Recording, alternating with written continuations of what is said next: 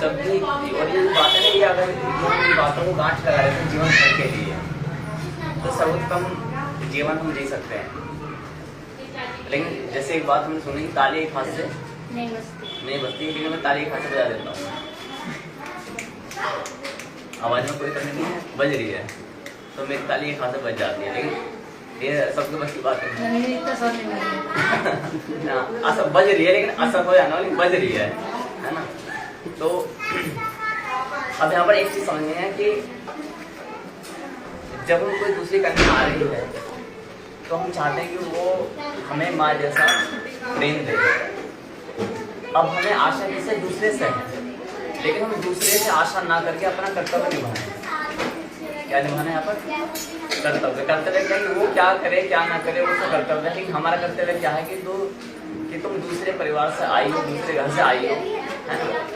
चाहे जैसे तुम्हारे संस्कार हो, चाहे जैसे तुम्हारी परवरिश हो, शिक्षा हो, इससे हमें कोई लेना देना नहीं है ना। हमें क्या करना है केवल कि उसको अपने पुत्री के समान ही व्यवहार करना है। जैसे शादी में ऐसे बोले वो इससे समान भाव से तुम्हें उसकी क्या करनी है, सुख दुख में भागीदार बनना। तो क्या होगा, तुम्हारा जीवन सुखी कटेगा। बहुत सारे शादी में कई बार लड़ाई झगड़ा करती होंगी, तकरार करती होंगी, विरोध करती होंगी उन बातों पर। ऐसा होता ही होता नहीं होता 0.1% होता है ना। उसमें भी क्या होता है, एक प्रेम भाव रहता है कि नहीं हर कुछ होता है। तो उस प्रकार से कोई बात नहीं, वहाँ 0.1 की बजाय 2% हो सकता है, 4% हो सकता है, कोई बात नहीं। एक माँ के 4 बेटे होते हैं, चारों बेटों में क्या होता है कि एक बेटा बहुत अच्छा होता है, एक बेटा बड़ा असुर प्रवृत्ति का होता है, राक्षस प्रवृत्ति का होता है। लेकिन माँ के लिए तब भी चारों समान होते हैं, होता है ना ये।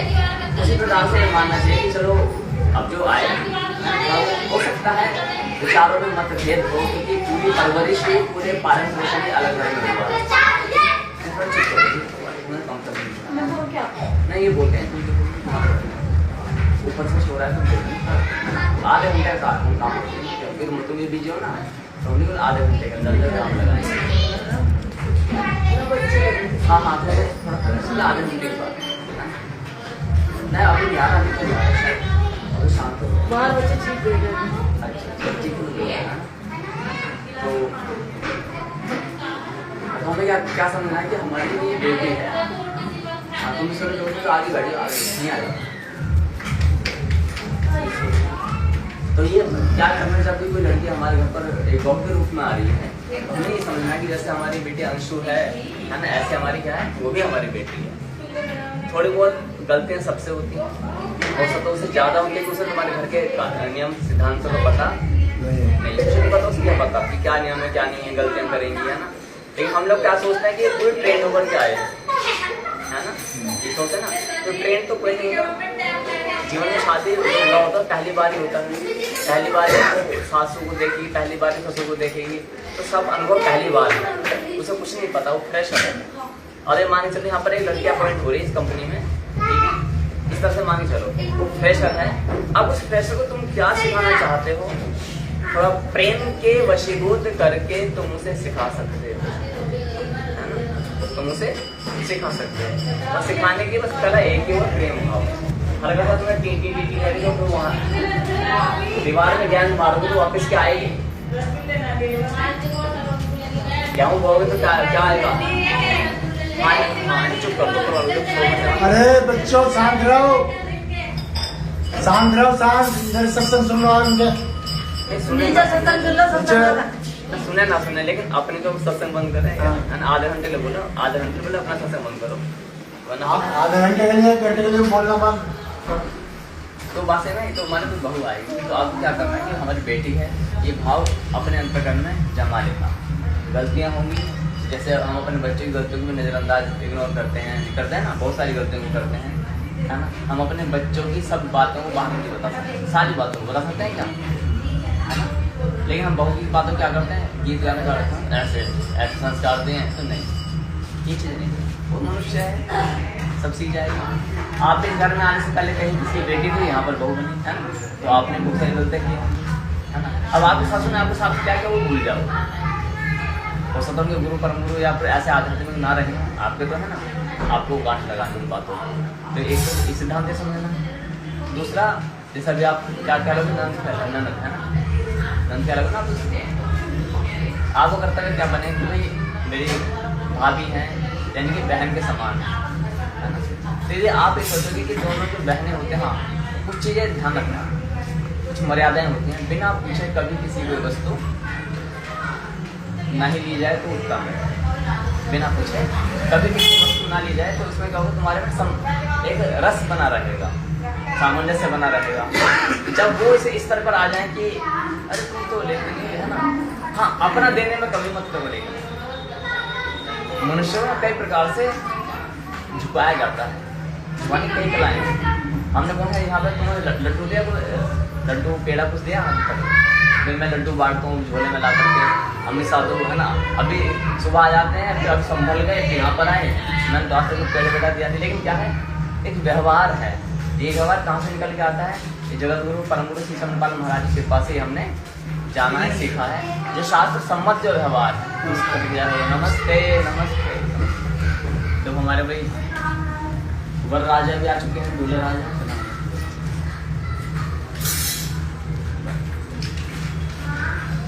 तो इसलिए एक ननद होने के नाते है ना, एक बहन होने के नाते तुम्हें क्या करना है, जो कन्या इस घर में प्रवेश करने जा रही है तुम्हें बस ये समझना है कि वो क्या है, मेरी बहन है।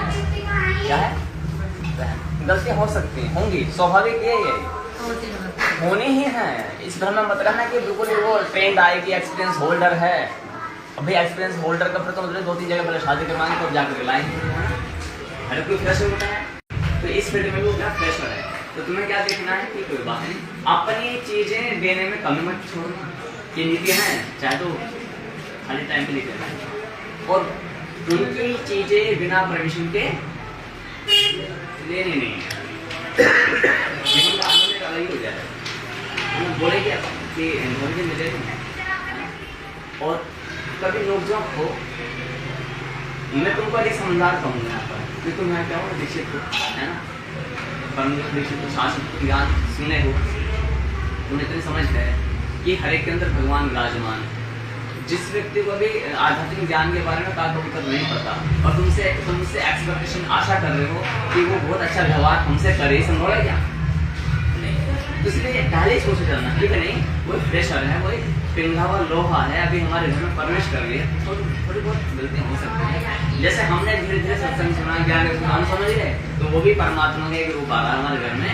हमें क्या करना है, प्रेम के तलवार से हैंडल करना है। तो प्रेम क्या तुम्हारे लिए, कोई भी चीज है, माने कोई कपड़ा है, कोई वस्तु है, लेने से पहले ले लो क्या, वो खुद बोलेंगे कि ये लड़की जो है मेरी ननद अपनी चीजों के लिए मना नहीं करती है।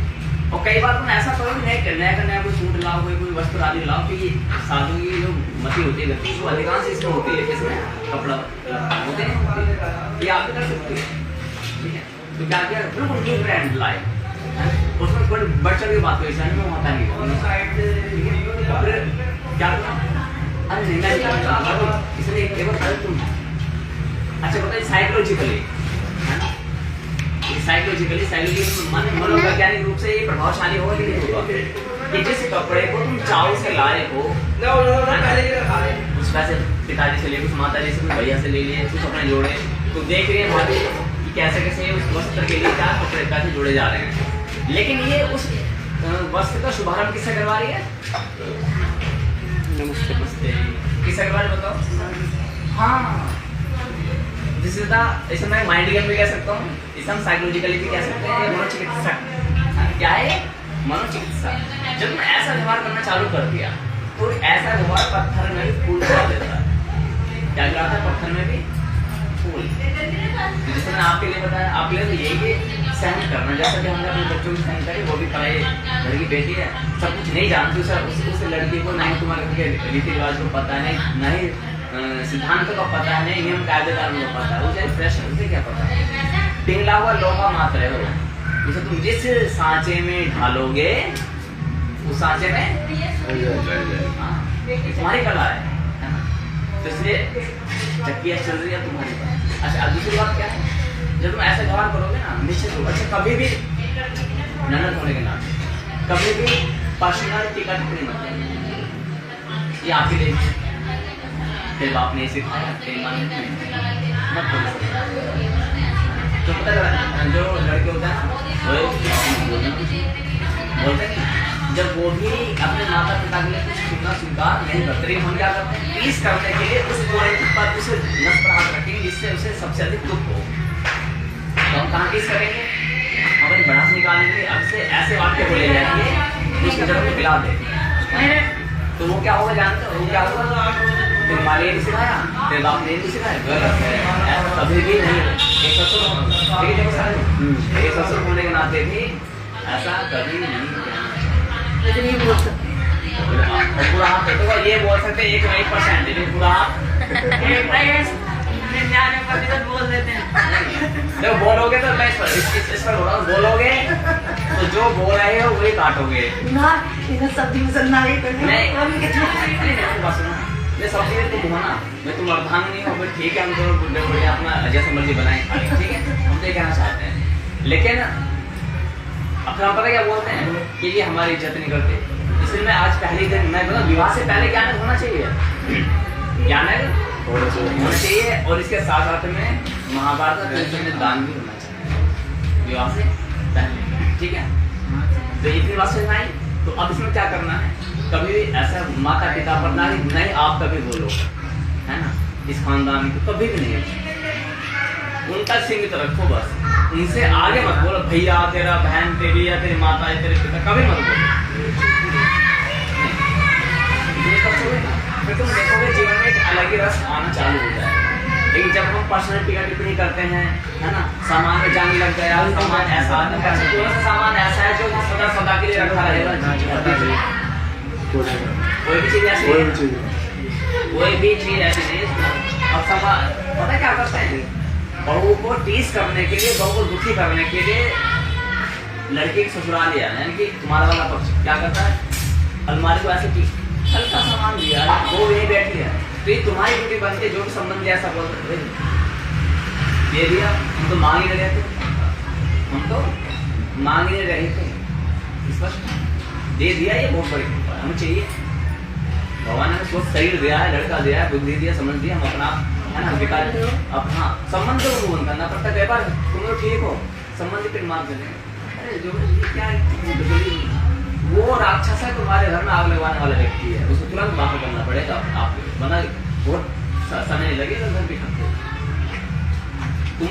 तुम लोग ज्ञान सुन रहे हो ना तुमको मालूम पड़ेगा गुरु ने क्या क्या बताया हमारे लोग ज्ञान सुना नहीं है वो नहीं देखेगा कि ये बहू आई अब इनकी झाड़े क्यों नहीं हुआ तो तुमने तो कैसे बीज बोया जाए कैसे आग लगाई जाए तो ऐसे शकुनियों को आगे निकालो शकुनियों को क्या करो तुरंत बाहर करो अब वो तुम्हारे टिकट में कैसे करो ये मुझे समझ में आया तो हमें बता दें हम अपना बता दें हमारे पास सारे उपाय हमें जो तुम्हारे पास आप हम तो डंडे जब पड़े तो उनका फोटो खड़ा करके तो हमें अब तुम्हारे साथ जो होता है ना तो सब हमारे पास टीम मंडली सारी है ठीक है तो वैसे प्रेम से काम में है तो बढ़िया नहीं शकुनी होते हैं हर जगह हाँ नहीं शकुनी जब तुम हंसते खेलते बोलोगे बहुरानी क्या नाम है कपड़े धो रही होगी मालिश कर रही होगी तो लोगों की आंखों में बदरपुर लग जाएगा फिर बदरपुर होगा ये फिर मन मिर्च लग जाएगी मैं क्या देख रही हूँ कुछ और चाहते थे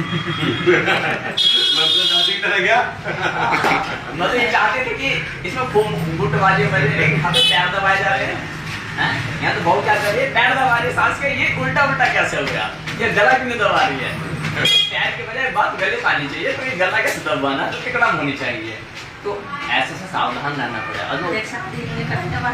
ना अभी तो मैं अब आगे बताऊंगी इस टाइम का मतलब तो तुम भी व्यस्त हो है ना ये तो तुम्हारी महानता है कि तुम इस समय पर बहुत ही इस बच्चे के जीवन का सबसे अनमोल टाइम है बात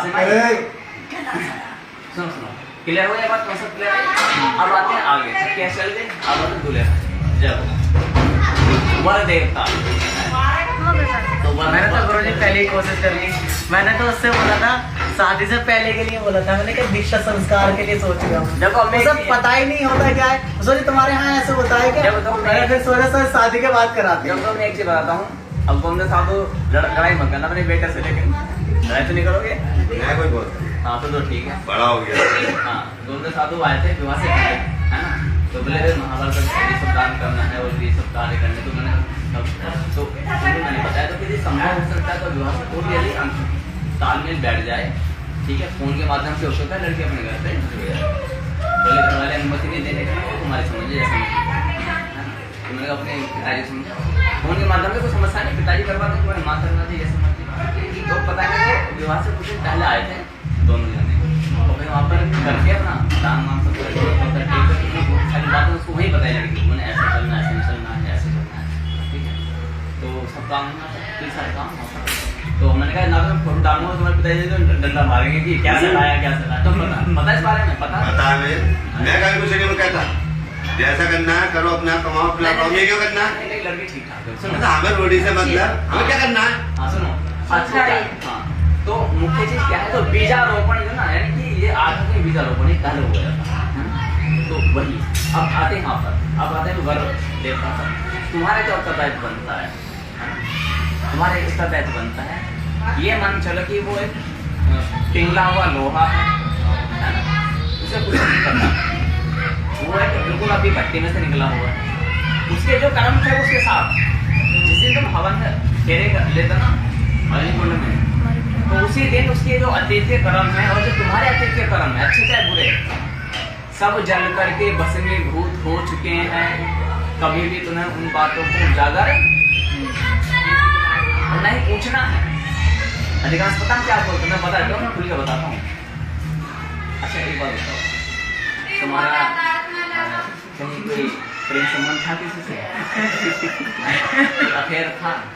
अरे भाई तुझे क्या करना जानते, और लड़की क्या करती है, वो लड्डू होता है ना, वो चाशनी ऐसे चढ़ाई जाती है लड़की पर, वो लड़की अधिकांश लड़कियां क्या करती है अपने ऐसे रहस्य को बता देती है, और फिर बाद में गोल्डन मस्ता ना पूरे जीवन में, तो कभी भी यदि तुम व्यस्त जीवन में आ रहे हो, ये व्यस्त की बातें पूछो ही मत, ऐसी बात ना, और ना ही ऐसी बातें बतानी चाहिए।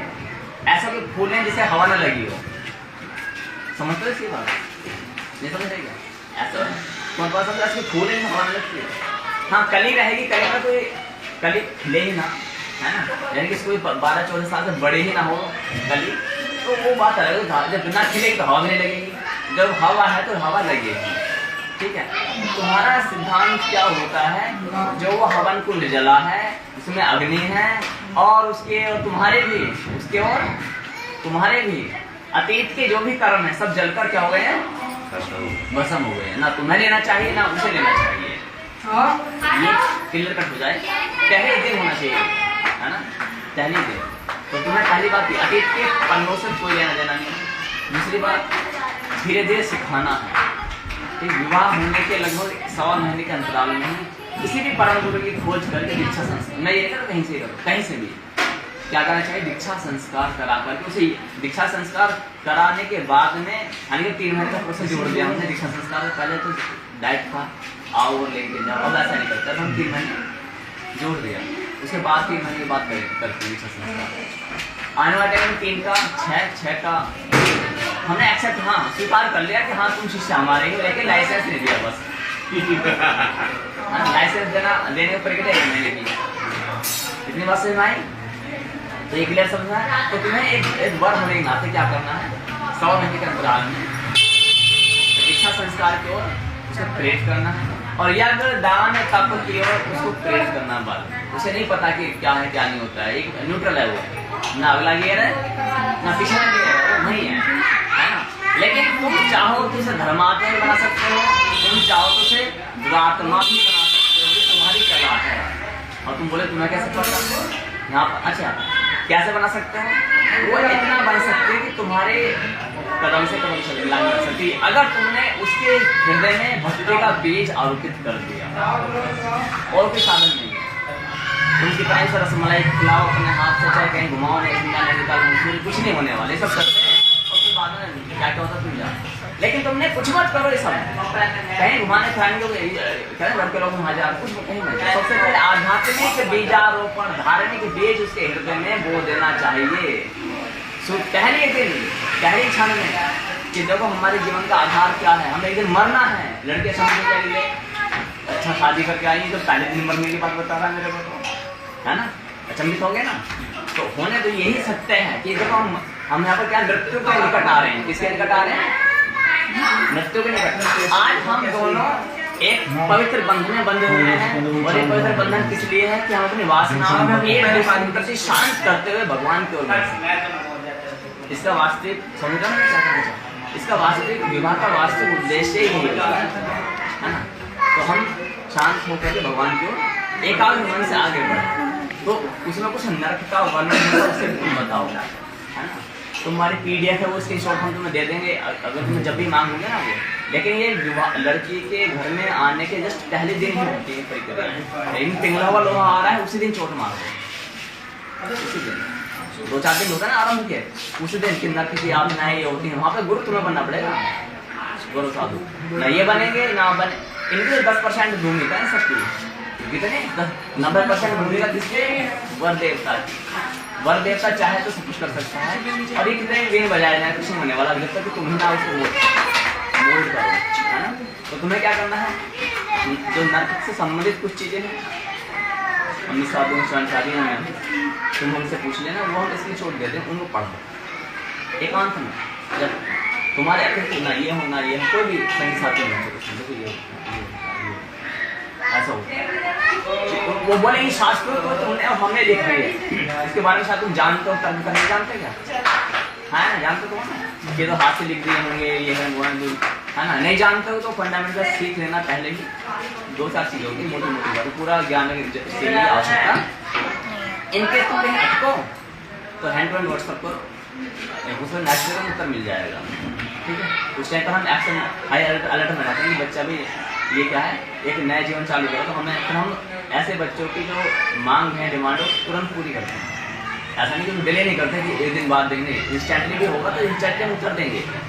तो ये तुम्हारी रिस्पॉन्सिबिलिटी होगी कम से कम कितना, विवाह के लगभग 3 महीने का जो पीरियड होता है वो हर एक लड़के के लिए इम्पोर्टेंट होता है। तुम जैसे आगे बताना किसी को 3 महीने के अंतराल में तुमने पिघले हुए लोहे को जिस में ढाल दिया, जीवन भर के लिए उस पर मोहर लग चुकी है, उसे बदलना असंभव तो नहीं है, आसान भी नहीं है। इसका एग्जाम्पल क्या देखो, हमारे जीवन से हम नगर के अंदर रहने वाले धोती वगैरह पहनते हैं, सब कुछ है ना, हम रोक टोक है, रोक टोक नहीं कि तुम क्या कर रहे हो क्या नहीं कर रहे हो। दूसरी बात, कभी भी उनके माता पिता को कुछ लाश मत लगाओ, पर्सनलिटी मत बोलो, दान कुछ भी। दूसरी एक चीज और, तो ये समझाना कि तुम मेरे माता पिता को उल्टा मत बोलना, कोई कंप्लेंट हो तो तुम मुझे बोल देना, तुम्हारी ओर से मैं बोल सकता हूँ, तुम मत बोलना। आप समझिए, है ना। मान लेते हैं माँ की बात की बुरी लग जाए तुमको, पिता की बात बुरी लग जाए, या क्या नाम है अंशु की बात की बुरी लग जाए, है ना, तो तुम उनको मत बोलना, क्योंकि तुम्हारे लिए ढाल मैं हूँ। तुम्हारे लिए क्या है, ढाल मैं हूँ। तुम्हारी ओर आने वाला हर चीज पहले मुझे छुएगा, उससे बात तुम्हें छुएगा। बात की बात क्या थी, हृदय को खुश हो जाए, वाह तो अच्छा पता मिल गया, है ना। लेकिन इसमें क्या है, ये भी माइंड गेम नहीं है कि तुम मत बोलना भी मेरे माता पिता, मैं अपना बोल दूँ, तो कुछ ना कुछ बहुत चोट के होती है, बस इतनी सी। अच्छा अब क्या होता है, क्योंकि पति ऐसी चक्की है जो ऊपर से पिसेगा और नीचे से पिसेगा, तो तुम्हें क्या करना, अपने माता पिता को बोलना, देखो ऐसा है, अभी गृहस्थी चल रही है, तो कई कुछ बातें तुम्हें उसको दिखाने के लिए बोलनी पड़ती है, पता है ऐसा मैं अपना करो, तुम चिंता मत करो। कभी भी अपने पत्नी के सामने अपने माता पिता को ऊंची आवाज में बोलो। आज तुमने अगर एक बार मतलब इनको जलील कर दिया, तो कल जन्म पर तुम्हें भी जलील कर देगा, क्योंकि वो जान जाएगी कि जो अपने माता पिता के सामने ऊंची आवाज में बोल सकता है, तो मैं भी जो अपने माता पिता की इज्जत करना नहीं जानता, तो मैं भी उसकी इज्जत कैसे करूँगी, जान जाएगी, तुरंत जान जाएगी। नहीं पिताजी के सामने माता पिता अदब से पेश आओ, थोड़ा चेंज करना पड़ता है। ये नई नई नीतियाँ चालू करनी पड़ जाती है। डेली बेसिस पर यज्ञदान तक चालू कर देना, डेली बेसिस पर सब काम छोड़ करके, यही आध्यात्मिक और अंतिम ज्ञान है। क्या है आज का एक विवाहित जीवन को सुखी बनाने के लिए ये जो मंत्र आपको ना ये व्यर्थ नहीं जाता है। बस्ताम प्रीति पूर्वकम ददामी बुद्धि योगम, उसको बताओ कि हे देवी आप भी मंत्र जाप करो, मैं भी मंत्र जाप करूँ, चलते फिरते वो नियम तुम्हें पता ही है। तिलक लगाने के लिए नित्य प्रेरित करो, बोले बिंदे लगाऊंगी मैं, बिंदे के ऊपर आगे पीछे पलक बजाऊंगी, है ना। अच्छा, उसे कोई फोर्स नहीं करना है तुमको इतने बड़े बड़े नियम धर्म करना, कुछ नहीं।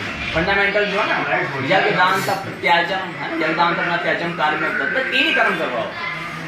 स्पष्ट है ये 3 कर्म। क्या क्या होता है 3 कर्म में?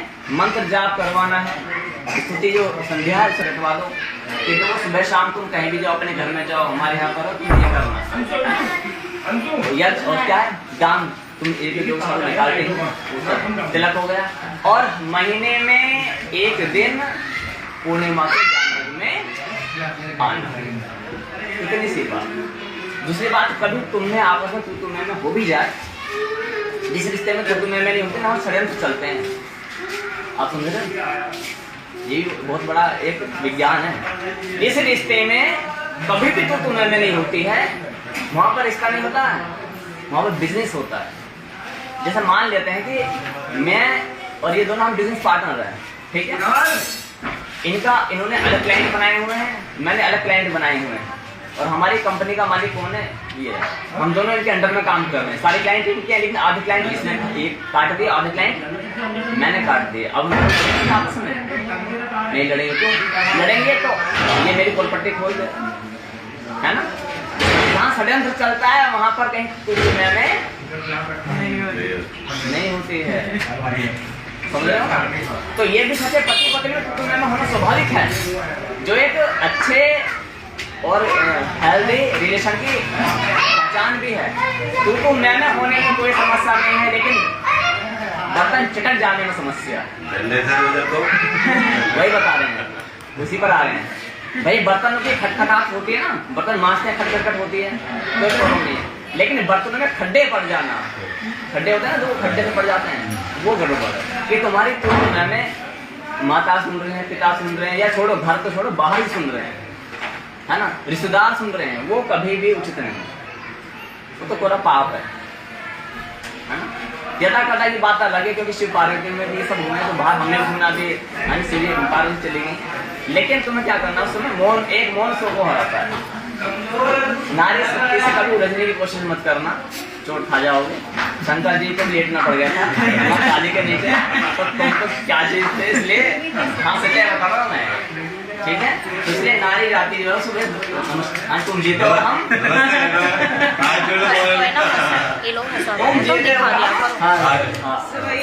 सच्चाई बता रहा हूँ मैं।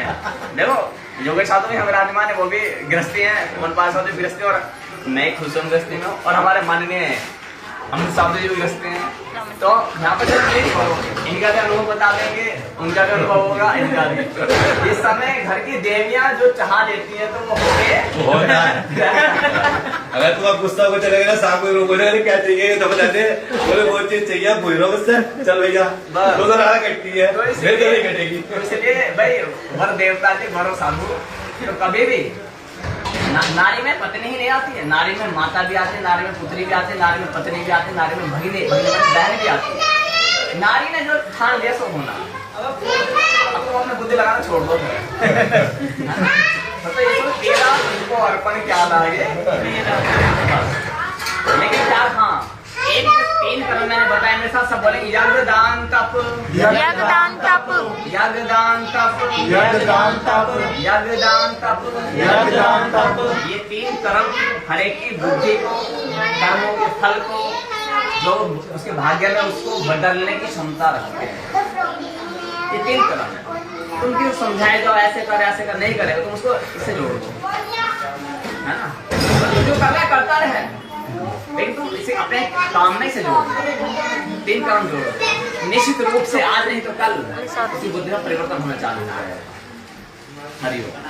आपकी शंकर देखो, ससुर देवता को तुमने बता दिया, सासू देवी को मैंने बता दिया, नरद देवी को मैंने बता दिया, वर देवता को बता दिया, है ना। छोटा सा परिवार, सुखी परिवार है, हाँ। और आगे छोटा परिवार, सुखी परिवार में करना है।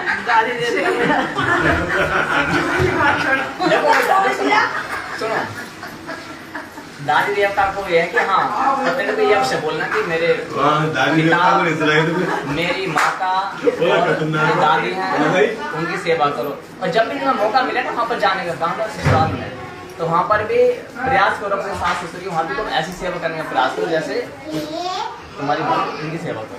तो सिर्फ ये आभास होना चाहिए कि ये मेरे भाइयों से भी ज्यादा मेरे माता पिता की क्या करता है ना? हाँ, भले ही तुम्हारे मन में अपने उसके माता पिता के लिए प्रेम इसे बंद करो।